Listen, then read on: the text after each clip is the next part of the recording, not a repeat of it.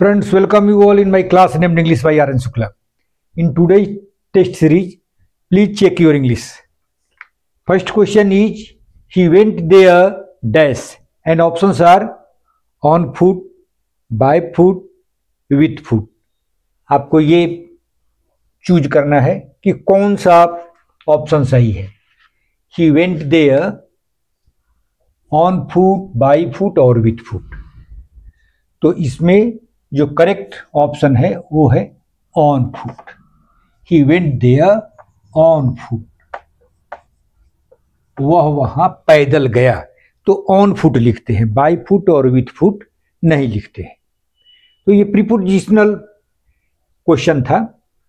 Now next question is, making pies and cakes dash mister Reddy's speciality, and options are is and are.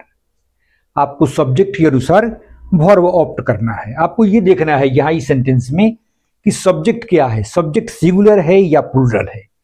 तो आप देखिए, making pies and cakes, pies and cakes को बनाना. तो pies and cakes तो plural है, ये तो plural है, लेकिन यहां जो सब्जेक्ट है वो है मेकिंग. ये सब्जेक्ट है, यहां सिंगुलर और प्लूरल का सवाल ही नहीं आता, ये सिंगुलर ही है.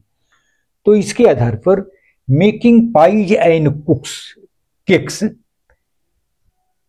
इज सिंगुलर वर्ब का हम प्रयोग करेंगे.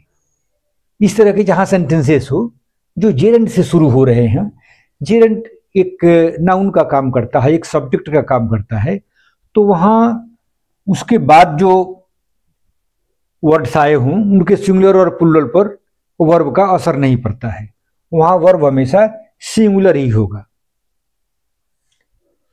Now the third one, after your long illness I am happy to see you. ये एक इडियम्स एंड फ्रेजेज का क्वेश्चन है. After your long illness I am happy to see you. Options are up and down, up and about, up and around. तो कौन सा idiom होगा यहां पे? तो यहां जो करेक्ट इडियम है वो होगा up and about. Up and about, up and about. और इसका मीनिंग क्या होता है? अप एंड अबाउट का मीनिंग होता है to be active after prolonged illness. जब हम बीमारी के बाद जो रिकवर कर जाते हैं, when we recover from our illness and we become normal and active, then that is known as up and doing भी होता है. लेकिन यहाँ पर बीमारी से जब हम रिकवर करते हैं तो उसके लिए लिखते हैं up and about. So up and about means to recover and be active from prolonged illness और injury, or when we sometimes go for rest and we then we resume our tasks, that is also known as up and about. Now the fourth question is, the deserted garden was infested dash weeds. ये preposition से related question है, and options are with, into, for and on. तो infested का मतलब आपको जानना होगा. The deserted garden was infested, infested के साथ फ्रेज आता है विथ, और इसका मीनिंग क्या होता है? Infested with means full of, full of. Infested with, infested with का मतलब होता है फुल ऑफ, उससे भरा हुआ. इन्फेस्टेड विथ, फुल ऑफ या रिप्लीट विथ, ये भी एक वर्ड होता है, रिप्लीट, रिप्लीट विथ. ये सब का मतलब है कि उससे भरा हुआ था. The deserted garden was infested with weeds. Weeds means unwanted crops, unwanted grasses that hinder the growth of the main crop, that is known as weeds. तो उनको निकाल दिया जाता है. So infested with means replete with, full of. Now next question is, you must dash your career with all seriousness. Career के साथ आपको याद रखना है, यहाँ कैरियर हम परसू करते हैं, कंप्लीट करना या डायरेक्ट करना ये सब नहीं होता है, हम अपने कैरियर को परसू करते हैं। We must pursue our career with all sincerity, with all alertness. तो यहां होगा, यहां करेक्ट ऑप्शन होगा परसू। परसू मीन्स फॉलो करना, और to pay attention, to pay required heed is known as pursue.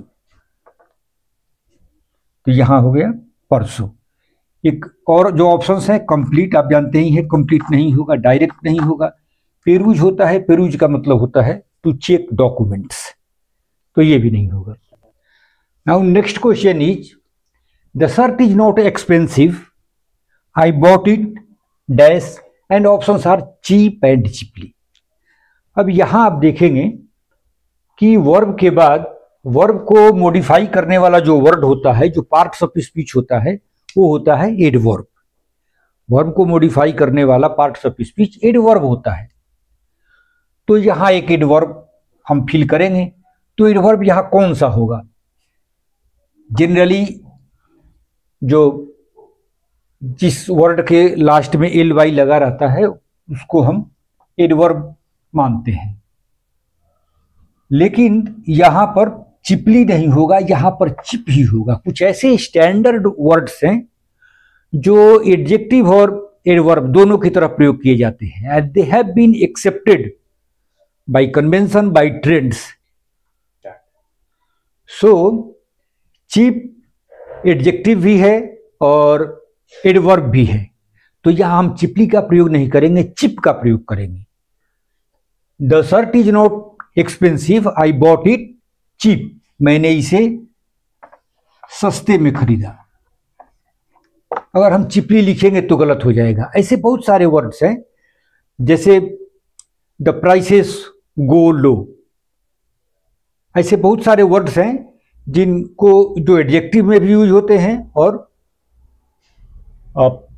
Adverb में भी यूज होते हैं। जैसे ही ओपन द डोर वाइड, तो वाइड यहां पर एडजेक्टिव है, लेकिन इस सेंटेंस में एडवर्ब की तरफ प्रयोग किया जाता है। Here cheap is also adverb.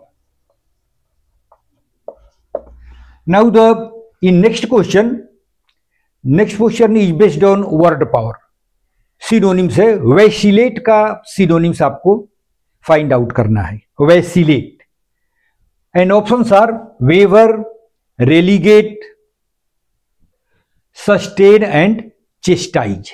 तो वैसिलेट का मतलब होता है, वैसिलेट का मतलब नॉट टू बी फॉर्म, मतलब अपने पोजीशन पर हम स्थिर न रहें, सिक करना। तो इसका सिनोनिम हो जाएगा वेवर। वेवर इसका सिनोनिम हो जाएगा। दूसरे वर्ड्स इसके लिए क्या है? ऑसिलेट। ऑसिलेट भी अब इसका सिनोनिम्स है, oscillate, oscillate, tremble, oscillate, tremble, shake, quiver. ये सारे वैसिलेट के सिनोनिम्स हैं। Vacillate means not to be form on one's position. अपने पोजीशन पर जब हम अपने प्रोमिसेस पर, अपने डिटर्मिनेशन पर हम जब दृढ़ नहीं रहते हैं तो उसको हम कहते हैं वैसिलेशन। वैसिलेट, वेवर, चेंजेबल, चेंज करते रहना। और इसमें जो ऑप्शंस दिए हुए हैं उनके भी हम मीनिंग जान लेते हैं। रेलीगेट, रेलीगेट का मतलब होता है degrade. Suppose if you are not sincere in your performance in your office, then you are relegated, you are degraded to your post, that is known as relegation. तीसरा word है sustain. Sustain means to support. Chastise होता है, chastise का मतलब to punish, rebuke, rebuke, reprimand, reprimand, scold, berate, ये सारे chastise के synonyms है। Now the last question is based on antonyms. This is also to check your word power. Antonym of cogent, cogent का antonym आपको opt करना है। तो cogent का मतलब क्या होता है? कोजेंट का मतलब होता है लॉजिकल, परसुएसिव। तो ये तो इसका हो गया मीनिंग, कोजेंट का मीनिंग हो गया logical. Cogent means logical, persuasive. लेकिन हमको एंटोनिम्स ऑप्ट करना है, तो इसका एंटोनिम क्या होगा? एंटोनिम होगा डिसुएसिव। इसका एंटोनिम हो गया डिसुएसिव। डिसुएड मीन्स नॉट टू परसुएड और नॉट टू एक्सेप्ट। डिसुएड मतलब उसको वहां से हटाना, और परसुएड मीन्स किसी को अपने फेवर में लेना, किसी को अपना राय उसके फेवर में देना। परसुएड करना माने किसी चीज को राजी करना, उसको लॉजिक दे करके राजी करना। तो कोजेंट का मीनिंग हो गया लॉजिकल और परसुएसिव, और इसके एंटोनिम हो गया डिसुएसिव। बाकी जो है ये सारे रॉन्ग। तो friends, with this I would like to close this video. See you in next video. If you have liked my video, please like it. Thank you very much.